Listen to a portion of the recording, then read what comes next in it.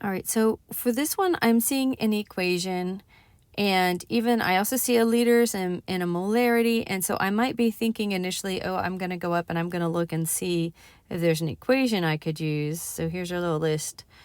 There's not really a molarity in that list. But additionally, the fact that an equation is given is kind of a big hint that we're going to use that factor label method where we get our units matching. And that's how we're going to do the problem. So I have 2xy plus z goes to 2xz plus y.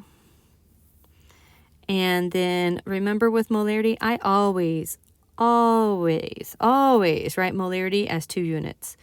So I know my molarity is 5.700 times 10 to the minus 2 moles in a liter. And as soon as I do that, I'm like, oh, I've got 2 units. That's a conversion factor. I'm not starting with that number.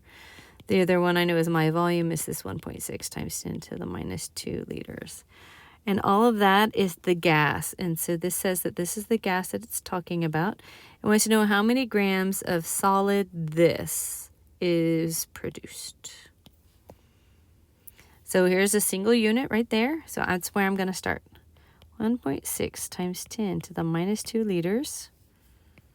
And in 1 liter, I have 5.700 times 10 to the minus 2 moles of XY. Then I'm going to go from moles of XY to moles of XZ2. And when I look at that, it's a 2 to 2 scenario, which is the same thing as saying 1 to 1. You can go ahead and cancel those out if you want to. And then as I'm looking at my stuff, I have, it looks like XZ2, which is this one, moles of XZ2, grams of XZ2. It's telling me that that's 208.23 grams in 1 mole. Note that it wants the answer to be that. Let's see when I pull in my calculator if that's what it gets. 1.6 e to the minus 2 times 5.7 e to the minus 2. And then that's times 2 and divided by 2. You can do that if you need to, but they're going to cancel each other out. So that gives me...